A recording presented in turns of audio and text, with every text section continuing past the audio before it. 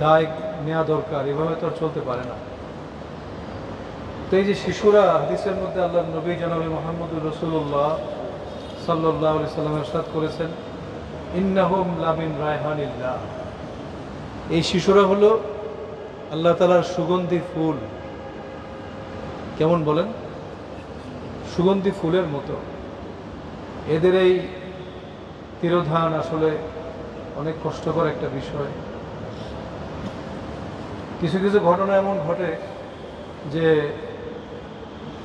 আল্লাহ তাআলার আরশ পর্যন্ত কেঁপে ওঠে। হাদিসের মধ্যে আসছে যে ইহতাজ্জা আরশুর রহমান লিমাউত, কিছু মৃত্যুর কারণে দয়াময়ের আরশ কেঁপে ওঠে। তো আসলে আমরা সবাই শোকাচ্ছন্ন, তবে একটা সান্ত্বনা আছে, সেটা হলো যে হাদিসের মধ্যে আসছে যে যারা আগুনে দগ্ধ হয়ে নিহত হন, সাহিবুল হারিক আর শহীদ, তারা কিন্তু শহীদের মর্যাদা পান। আলহামদুলিল্লাহ বলতে পারি আমরা।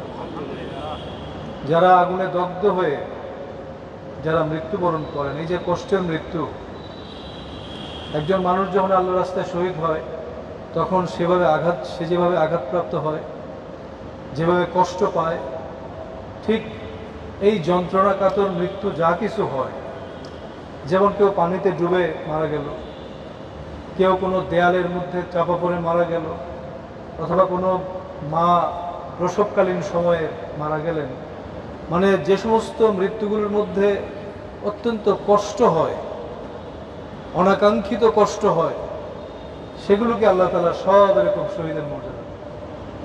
তার মধ্যে আগুনে পোড়া মানুষগুলো একটা। আমরা আল্লাহ তাআলার কাছে দোয়া করি যে আল্লাহ পাক যেন এই বাচ্চাগুলোকে, ওরা তো এমনি মাসুম, এছাড়া আরও কিছু শিক্ষিকা তারাও মৃত্যুবরণ করেছেন, আল্লাহ পাক যেন সবাইকে শহীদের মর্যাদা দান করেন এবং শহীদদের সঙ্গে যেন তাদের জান্নাতে তারা যেন অবস্থান করে, এই দোয়া আমরা করতেছি। আর যারা আমরা পৃথিবীতে এখনো বেঁচে আছি, তাদের জন্য এটা একটা বার্তা, এই ঘটনাটা। আমরাও কি যে কোনো সময় চলে যেতে পারি। প্রিয় বন্ধুরা, যারা চলে গেছেন তারা কি ভাবছিলেন যে সেদিন দুপুরে তাদের মৃত্যু আসতেছে? কল্পনার বাইরে ছিল, মানে কল্পনার ভিতরেও জিনিসটা ছিল না, কিন্তু হয়ে গেল। হাদিসের মধ্যে আসছে যে মাউতুল ফুজাআতি, এটাকে বলে যে আকস্মিক মৃত্যু। আকস্মিক মৃত্যু এটা কিন্তু হতে পারে। আমরা যারা দীর্ঘ জীবনের স্বপ্ন দেখতেছি, নবী সাল্লাল্লাহু আলাইহি ওয়াসাল্লাম ইরশাদ করেছেন যে আমি আমার উম্মতের দুইটা জিনিস খুব বেশি ভয় পাই। কয়টা বলেন? একটা হলো তুলুল আমাল, দীর্ঘ আশা। এই দুনিয়ার জীবন নিয়ে যারা দীর্ঘ আশা করে তারা কিন্তু হতাশ হয়ে যাবে। মুসলমানের জন্য কাঙ্ক্ষিত জিনিস হচ্ছে আখিরাতের জীবন, ঠিক কিনা বলেন? আল্লাহ নবী বলেন যে তুলুল আমাল ফায়ুনসিউল আখিরা, এই দীর্ঘ জীবনের আকাঙ্ক্ষা মানুষকে আখিরাতকে ভুলাই দিবে। আজকে মুসলমানরা আখিরাতে বিশ্বাসী হওয়ার পরেও তারা দুনিয়ার জীবনকে এত বেশি ভালোবাসে, দুনিয়ার জীবন নিয়ে এত লম্বা লম্বা স্বপ্ন দেখে, যেটা তারা আখিরাতকে বিস্মৃত হয়ে, আখিরাতে বিশ্বাস করে হয়তো, কিন্তু আখিরাতকে ভুলে গেছে। প্রিয় ভাইরা আমার, আমরা যারা বেঁচে আছি আমাদের চিন্তা করা দরকার যে দীর্ঘ স্বপ্ন, দীর্ঘ আশা আমরা না করি, কারণ এই জীবন হঠাৎ করে যে কোনো সময় শেষ হয়ে যেতে পারে, কেউ জানে না এটা। এই জন্যে আমরা আমাদের সময়গুলোকে কাজে লাগাই। প্রিয় ভাইরা আমার, এই যে আকস্মিক জীবন, আকস্মিক মৃত্যু, যেটা সাডেন ডেথ, এটা যদি নাও হয়, ধরেন আমার আকস্মিক মৃত্যু হইল না, আমি একটা দীর্ঘ জীবন পেলাম। দীর্ঘ জীবন পেলে বা খুব লাভ কি বলেন? মানুষ যখন জীবনের দীর্ঘ জীবন পায়, দীর্ঘ জীবনের শেষ অংশটা কেমন হয় বলেন তো? ওয়ামান নুআম্মিরহু নুনাক্কিসহু ফিল খালক, দীর্ঘ জীবন যে পায় সেটাও কিন্তু খুব সুখকর না, ঠিক কিনা বলেন? কথা বলেন। দীর্ঘ জীবনে মানুষ খুব সুখকর হয় না, শেষ সময়গুলো সেগুলো আরো কষ্টের হয়। তখন বলে যে আল্লাহ আমাকে আগে কেন নিয়ে গেল, ঠিক কিনা বলেন? সুতরাং এই জীবনের পরিণতি এরকমই হয়, আকস্মিক মৃত্যু, না হয় বার্ধক্যজনিত মৃত্যু, যেটা আমরা বলি। সেটাও কিন্তু খুব আনন্দের না। আরেকটা মৃত্যু আছে, সেটা হলো রোগে শোকে জর্জরিত হয়ে মৃত্যু। মারাদান মুফসিদান, আল্লাহ রসুল বলেন এমন রোগ তোমাকে ধরবে যেটা তোমাকে বিপর্যস্ত করে ছাড়বে। প্রিয় ভাইরা আমার, এই দুনিয়ার জীবনটা এমনই। এই দুনিয়ার জীবন নিয়ে যারা দীর্ঘ আশা করবেন তারা হতাশ হয়ে যাবে, তারা হতাশ হবে। সুতরাং আল্লাহর কিতাব এবং আল্লাহর নবী আমাদেরকে যে জীবনের সন্ধান দিয়েছেন, যে আখিরাতের জীবনের সন্ধান দিয়েছেন, আমরা সেই জীবনটা নিয়েই ভাবি, তাহলে আমরা স্বস্তি পাব। এই দুনিয়ার জীবন যখন শেষ হয়ে যাবে আমাদের থেকে, তা আমরা আখিরাতের জন্যই প্রত্যাশী থাকি, তাহলে আমাদের কষ্ট কম থাকবে। এই যে মানুষ এত কষ্ট পায় কেন? যখন দুনিয়ার জীবন নিয়ে মানুষ বেশি স্বপ্ন দেখে, এই দুনিয়ার জীবন নিয়ে যখন বেশি আশা পোষণ করে, দুনিয়ার জীবনকে যখন বেশি ভালোবাসে, তখন কিন্তু মানুষের দুঃখ কষ্ট বেশি হয়, ঠিক কিনা বলে? এই জন্য আখিরাতকে আমরা ভালোবাসবো।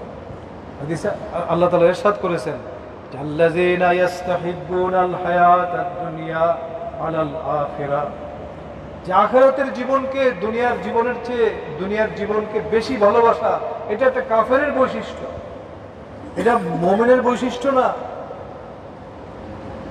আখিরাতের জীবনকে ঈমানদাররা বেশি ভালোবাসে।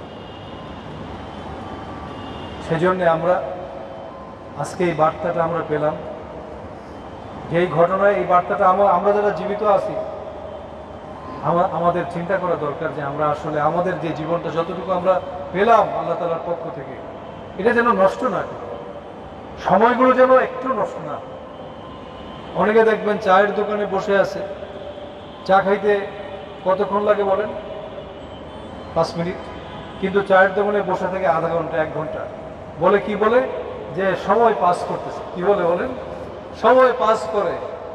সময় অতিবাহিত হওয়ার জিনিস না, সময় মূল্যবান, ব্যবসার মূল্যবান মূলধন, প্রিয় বন্ধুরা। সুতরাং আমরা যারা জীবিত আছি আমাদের উচিত সময়গুলোকে কাজে লাগা। খালাকাল মাউতা ওয়াল হায়াতা লিয়াবলুয়াকুম আইয়ুকুম আহসানু আমালা। আল্লাহ পাক এই আয়াতের মধ্যে মৃত্যুর কথা আগে বলেছেন, জীবনের কথা আগে বলেন নাই। আমরা যখন বাংলায় কথা বলি তখন কিন্তু বলি যে জীবন মৃত্যু, বলি না? বলেন কি বলি বলেন? আমাদের সিরিয়ালে কি বলি? আগে জীবন তারপরে মৃত্যু। কিন্তু আল্লাহ তাআলা মৃত্যুর কথা আগে বলেছেন। খালাকাল মাউতা ওয়াল হায়াত, আমি মৃত্যু এবং জীবন সৃষ্টি করেছি যাতে পরীক্ষা করতে পারি যে ভালো কাজের দিক থেকে কে বেশি অগ্রসর। প্রিয় ভাইরা আমার, সুতরাং মৃত্যু হচ্ছে জীবনের চেয়ে বেশি কাছাকাছি। কেউ যেন না ভাবি অনেকদিন বাঁচবো, অনেক স্বপ্ন, এত স্বপ্ন দেখবেন না, বরং মৃত্যুর চিন্তা ভাবনা, তাহলে আমরা শান্তি পাবো। দুনিয়ার শান্তির মূল মন্ত্র হলো যে আখিরাতের জন্য ভালোবাসা এবং দুনিয়ার জীবনকে নিয়ে দীর্ঘ আশা না করা। যাই হোক, আজকে আমি আর কথা আপনাদের কষ্ট দিব না। আমি সবাইকে অনুরোধ করব যে আজকে আমরা আন্তরিকভাবে শিশুগুলোর জন্য দোয়া করব, এবং আমরা যারা জীবিত থেকে গেলাম আমরা যেন আমাদের বাকি জীবনটা সত্য এবং সুন্দরের জন্যে আমরা যেন আমাদের শক্তিগুলোকে ক্ষয় করতে পারি। আমাদের শক্তিগুলোই, যে শক্তিগুলো আল্লাহ তাআলা আমাদের দিয়েছেন, সেই শক্তিগুলো যেন ভালো কিছুর জন্য খরচ করতে পারি, মানুষের কল্যাণে, মানুষের মঙ্গলে। প্রিয় ভাইরা আমার, এই দুনিয়ায় মুসলমানের উত্থান নিজের জন্য হয় নাই, উখরিজাত লিন-নাস, এই দুনিয়ায় মুসলমানদের উত্থান হয়েছে মানুষের জন্য।